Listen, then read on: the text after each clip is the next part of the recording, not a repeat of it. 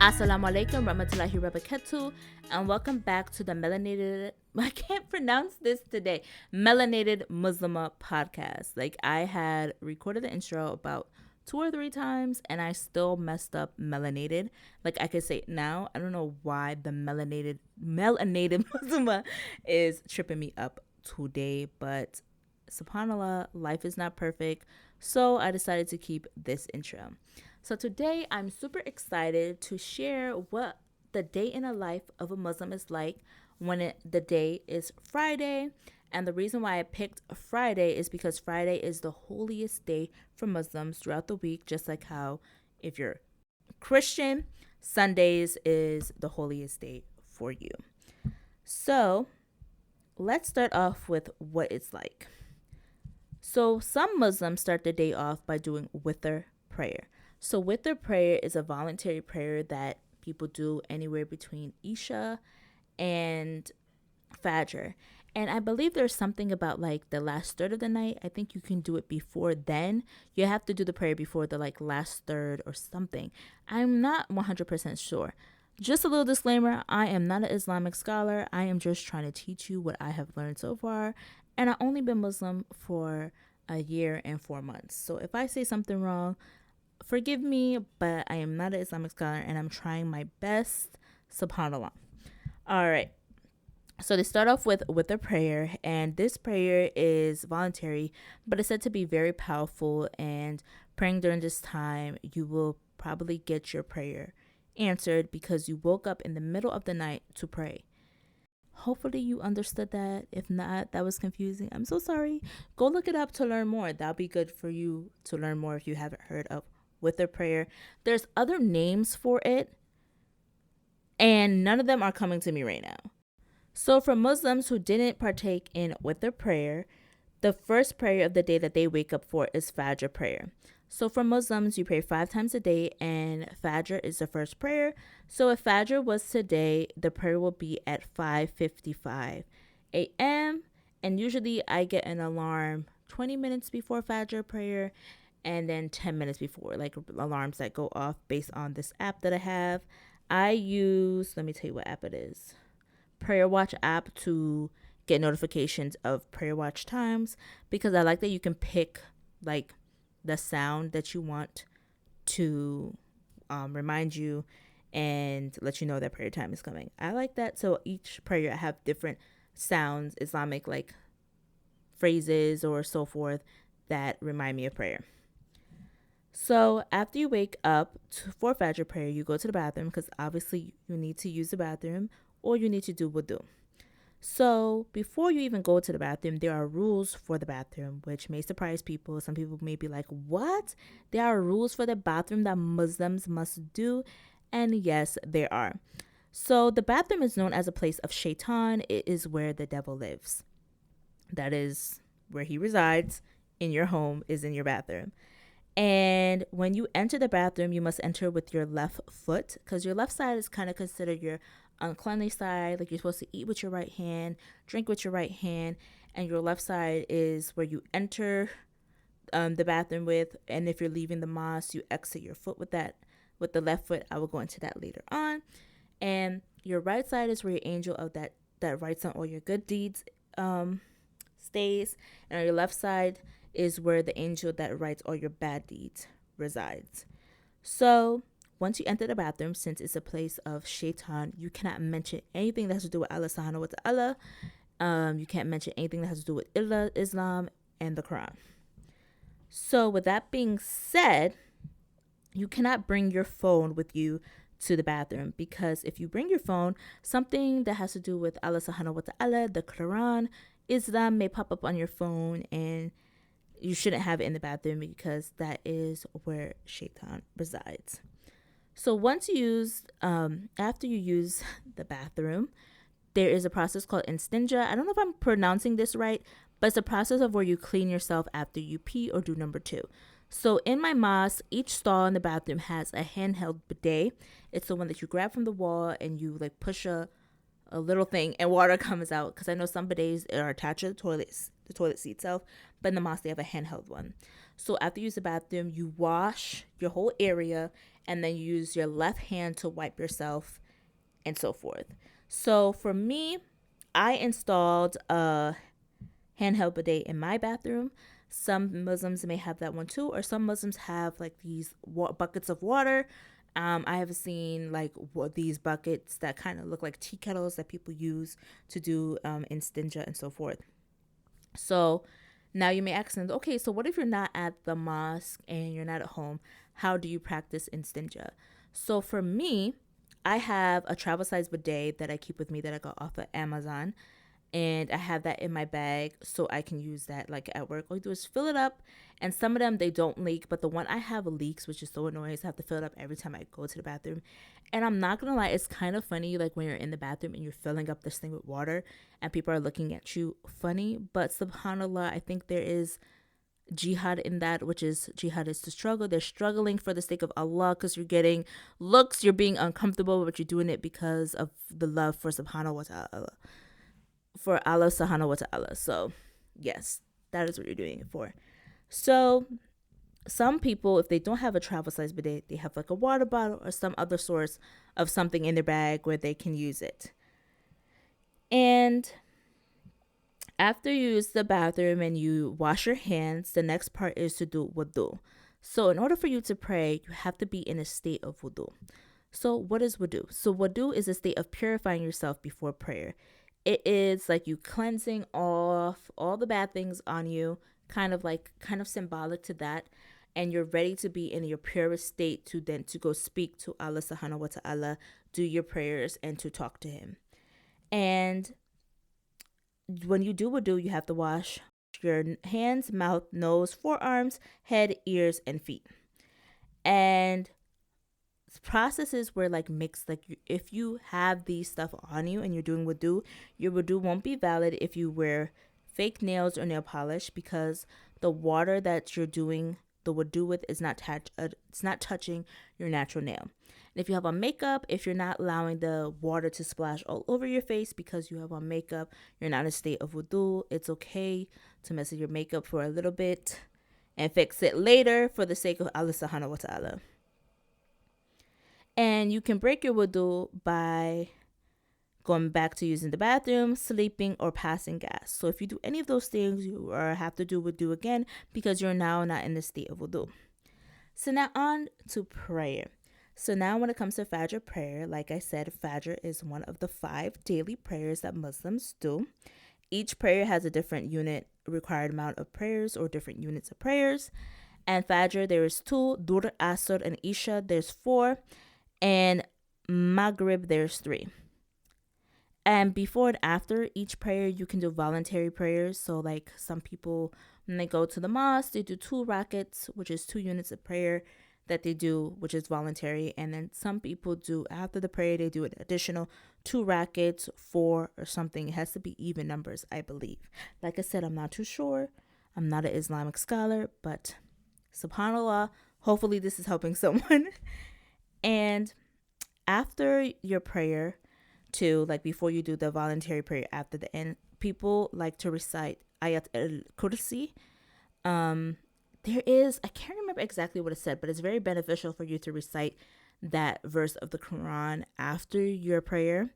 So right now I'm in a state of learning Ayat al-Kursi and different parts of the Quran to incorporate in my daily prayers. So even after prayer, some people like to do dhikr. So dhikr is the remembrance of Allah subhanahu wa ta'ala. So some people use prayer beads, some people use a clicker, or some people count with their hands. Now, if you're wondering why counting, because on the prayer beads, there's 100 beads and the beads are broken up into 3 sections. So of course, 100 cannot be divided into 3 equally. One section has 33 beads, the other section has 33 beads, and the last section has 34. So for example, if you're saying Allahu Akbar, like God is the most great, you will say that 33 times. Subhanallah, meaning glory to Allah subhanahu wa ta'ala, you will say that 33 times. And Alhamdulillah, which means thank God, you will say that 34 times, and that makes up the 100. Some people count on their hands. Some people have a clicker that they count to do that with. And you can continue going around the prayer bead stuff until you're satisfied. So some people do more than the 100 like first loop. if that makes sense. So next thing, some people will probably, after Fajr prayer, if they're hungry, go and eat. So some people may eat 7 ajwa dates in the morning based on the sunnah of the Prophet Muhammad alayhi wasallam. And some people may try to incorporate honey, black seeds, olive oil, and milk into their diet based on the sunnah of the Prophet Muhammad. And there's health benefits that are associated with this. Honey and bees is very sacred, I would say. I don't know if that's like the right word to use in Islam, because we do have a chapter in the Quran known as the bee, and honey is something very special to us. And after eating, you may go into the shower. So being that it's Friday and you're planning on going to the mosque for Friday prayer, they have a process called ghusl. So ghusl is a full body cleansing shower that starts off with making the intention of doing ghusl. So you have to make sure to wash your whole entire body, do wudu, get your hair wet, and get your hair wet. Like, I am not the best at describing what ghusl is. So like, that's the best explanation that I can give. If you want to go look it up, definitely go, but that is the best explanation I can give for ghusl. So ghusl is not just done on Fridays. It's due after a woman has her period, after your bleeding stops after birth, after intercourse with your spouse, after touching a dead body, and before attending Jummah prayer, which is the Friday prayers. And there's a difference between regular showers and ghusl. The ghusl shower puts you in a state of purity that makes you ready to speak to Allah subhanahu wa ta'ala. So the next prayer of the day is dur prayer, which you're gonna do at the mosque if you plan to attend the mosque for Jummah prayer. So you enter the mosque with your right foot. Like I said, the right side is the side of goodness, and you're good. Like, what is the word I'm trying to say? Of like goodness? Is that like how I would describe that? Listen, I am so sorry. This is like the craziest episode I have recorded. I'm currently under the weather, but subhanallah, I'm here recording this episode like literally a day before it's supposed to go out, because I've been in crazy sickness and trying to get all the stuff done. I have a sinus infection, and I have an ear infection in both ears due to my sinus infection. And it's so interesting that I used to get sinus infections all the time due to my allergies, because I'm allergic to everything in this country, basically.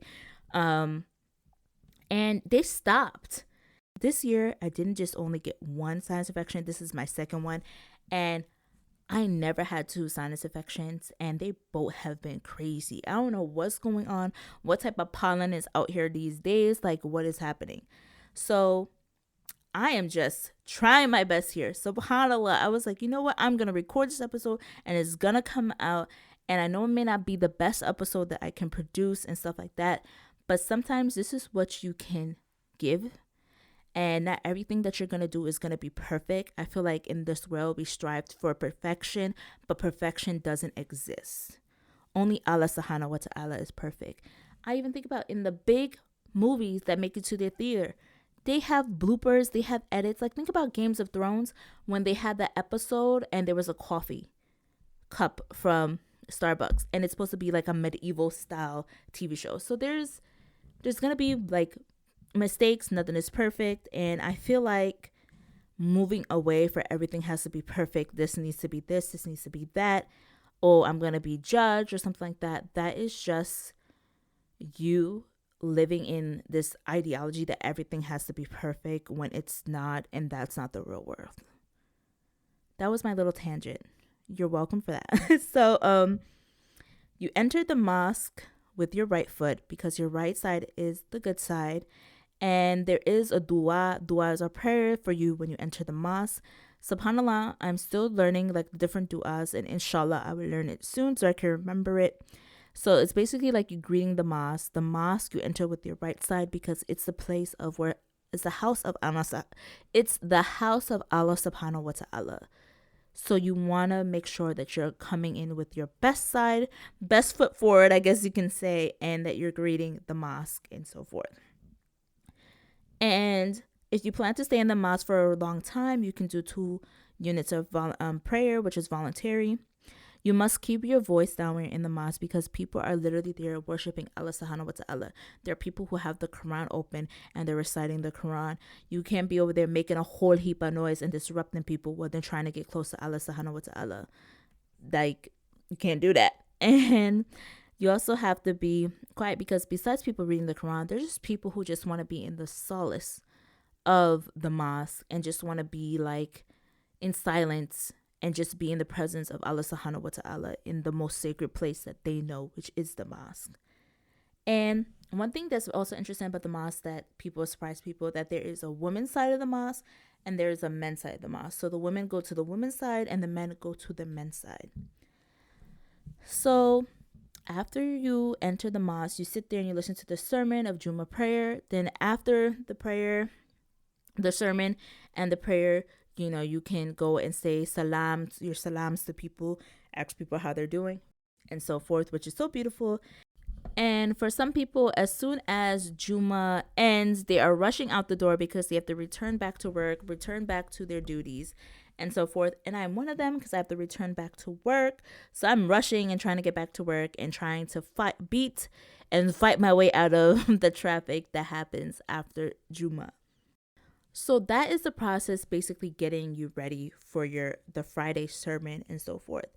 But daily, Muslims try to remember who Allah subhanahu wa ta'ala is. You could do that by reading the Quran, reading something related to Islam, and remembering Allah. And like even before you eat, you're supposed to say Bismillah, which is in the name of Allah. So like in the name of Allah, you have this food.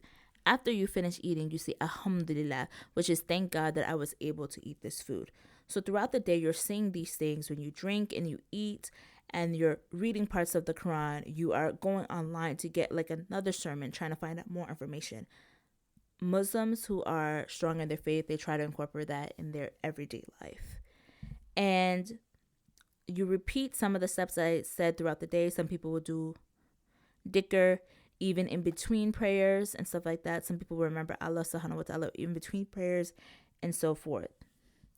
And even before you're going to sleep, there is a process that Muslims can do. So what I was told is before you go to bed, you never know who is laying there. Now somebody may be like, what does that mean? We live in a world where Shaitan lives. Who knows if he's sending something evil next to you at night? So what you do is you shake your sheets and you say A'udhu billah mina shaitanir rajim 3 times. And it translates into I seek refuge in Allah from the outcast Shaitan. So that is what you do before you go to sleep. And some people would like to recite Surat al-Mulk. It's recommended that you recite that chapter of the Quran before you go to sleep. So some people have that memorized or will open their Quran to that page. And to open a Arabic Quran, you have to be in the state of wudu. And some people like to sleep in the state of wudu before they go to bed. And I believe there's some like a reason why you should go to sleep in the state of wudu. I don't know the reason why. I just know that it's recommended for you to do. I don't have like the full analysis of that. And when you are finished with the Quran, you cannot put the Quran on the floor. You cannot put nothing above it. And for women who are menstruating, they cannot touch the Quran. And also, if you have done having relations with your spouse, you cannot touch the Quran either until you perform ghusl. So those are some rules of the Quran that Muslims also incorporate to their daily life. For the English Quran, I believe you don't have to be in a state of wudu because the English Quran is not Allah subhanahu wa ta'ala's exact words, it's translation. And I believe that is why you don't have to be in a state of wudu for the English Quran. Like I said, I'm not an Islamic scholar, so hopefully I explained that right. So for me, as a new Muslim, I try my best to incorporate all these aspects in my life. There's some aspects I need to work on, like memorizing parts of the Quran, memorizing du'as, and so forth. So for me, when I became Muslim, this all seemed a little bit overwhelming. I'm not gonna lie. That I have to do all this, I have to remember all these steps. But now that I'm in a year and 4 months, there is something so beautiful about each step that you do as a Muslim, because each time that you're doing it, you are telling Allah subhanahu wa ta'ala that I am here and I'm ready to do what you decreed for me. And when you're doing it from that mindset, when you're doing it from like a state of, I'm doing this because it's beneficial to me, and I'm also pleasing Allah subhanahu wa ta'ala, and I'm also working towards becoming closer with Allah subhanahu wa ta'ala, there is blessings and a lot of barakah in it. And there's some people who do these daily practices just because they're told to do it, just because it's in the Quran, it's in the Sunnah of the Prophet Muhammad alayhi wasallam. They just do it because they're just doing it. There's no real spirituality motivation behind it, if that makes sense. So for me, and for how I interpret things, is that when you're doing this and you're showing up because you want to get close to Allah subhanahu wa ta'ala, you're doing it because you know that it pleases Allah subhanahu wa ta'ala, and you're doing it because you know it's going to make you better, it's going to make you depend on Allah subhanahu wa ta'ala more, and all the other goodness that comes with being a Muslim, being faithful in your religion, there is beauty in it. Because I think about, there's times where I'm like, oh my goodness, I have to go and do wudu, I have to get up and stuff like that. But when you get up, when you actually do wudu, it doesn't take that long to do it. And then when you're finally done with wudu and you go to pray, like, and you're really thinking about your prayers, really thinking about what it means, really thinking about building your relationship with Allah subhanahu wa ta'ala, all that like process of doubt where shaitan was trying to tell you that, oh, this process is hard, this process is this, when you finish, it feels so rewarding. Like, subhanallah, I hope that every Muslim has that feeling once in their life, because you will understand when you don't have it, what you're working towards, if that makes sense. But there is something so beautiful about these daily practices, about filling up your bidet in the bathroom, and travel size bidet in the bathroom, and people looking at you funny, and you trying to like hurry up and sneak out so nobody can see you. When you're doing wudu and you have like washing your mouth and your forearms in the bathroom, and nobody knows what you're doing, and wondering why you took off your hijab to wet your hair. Like, you know, there is something so beautiful about it, even though it could feel uncomfortable, especially if you're not used to doing it because you're a Muslim or you're a little shy and so forth. There's beauty, there's jihad in it, I believe, like the beauty of the struggle. You are doing it because it pleases Allah subhanahu wa ta'ala, it brings you closer to Allah subhanahu wa ta'ala, and it makes you better. So I really wanted this episode to show the beauty of being faithful, the beauty of doing these steps. Like I said, there is beauty in each of these daily practices. And there's so many more daily practices that I didn't mention, but these are the ones that I have learned so far since becoming Muslim and involving Islam into my life. And the times where I can't go to Jummah prayer because of work, because I'm not feeling the best, or because of like a scheduling conflict or whatever it may be, that doesn't allow me. But I watch it like on my phone. It kind of makes me sad, because there's the difference of watching Jummah through your phone or through your device and actually being there and praying in congregation. It is like the most beautifulest feeling, and Fridays are just like a different type of like atmosphere in the air. That's why I picked Fridays to do the day of it. It just makes me so happy. Like, oh, I have to wake up, I have to do ghusl. And then like you picking out an outfit because it's Friday, and Fridays is the day you're supposed to look your best. You're supposed to groom yourself, cut your nails, shave, do all that stuff because it's Friday. And you're like doing all this stuff, preparing yourself to go and be in front of Allah subhanahu wa ta'ala on the holiest day for Muslims. It's such a beautiful thing. And then running into people at the mosque, and you know, ironically, conversations come up about your faith, about talking about Allah subhanahu wa ta'ala, learning more that you didn't know about from the sermon, you know, thinking about things from a different light because you attended Jummah prayer. And then you go back to your day and you're incorporating some of these Islamic practices. It can change your mindset and bring you closer to Allah subhanahu wa ta'ala. So I know I'm under the weather and I recorded this podcast. I hope it made sense. I hope that you enjoyed it. I hope that for those who are not Muslim, they learned something new. I hope that I didn't butcher explaining things too much. Like I said, I'm not an Islamic scholar, but I thought it'd be cool to share what it's like to be a Muslim.